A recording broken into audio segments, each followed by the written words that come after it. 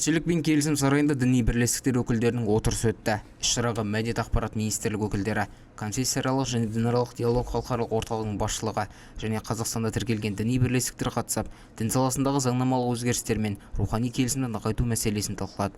Спикерлердің айтуынша, бұл іс-шара Қазақстан халқының рухани келісімнің үлгісі болып табылады. Қазақ киносының классикасы «Менің атым Қожа» фильмінің жаңа нұсқасы «Қожа. Жаңа саяхат» атты фильм көрерменге жол тартты. Фильм 13 наурыздан бастап барлық кинотеатрларда көрсетіледі және Қожаның жасөспірім шағын баяндайды. Дәстүр мен жаңашылдықты ұштастыра отырып, ұрпақтар арасындағы байланысты көрсетеді.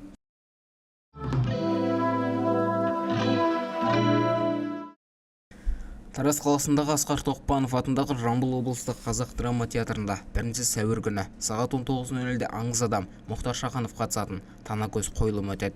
Танакөз поэмасының негізгі арқауы достық пен махаббат. Майдан даласында қан кешіп жүрген екі әкенің адал достығы, олардың ұрпағын ауғанда екі ананың ақ батасы, әкесі қалған екі ұлдың әрі қарай өсіп өркендеуіне жол ашты. Екі дос пен Танакөз арасындағы достық қаншама тар жол тайғақ кешуден өтсе де бұзылмады.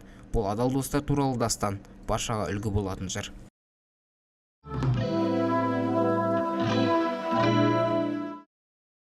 Қазақстан Республикасының еңбек сіңірген әртісі, актриса, композитор Дариға Тілендиева 79 жасында дүниеден өтті.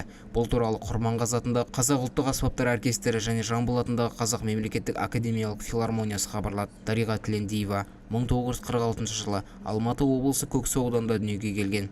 Ол қазақ фильм кино студиясында құлагер, ақ машина, 6 жасар алпамыс және басқа фильмдерде рөлдер сомдады.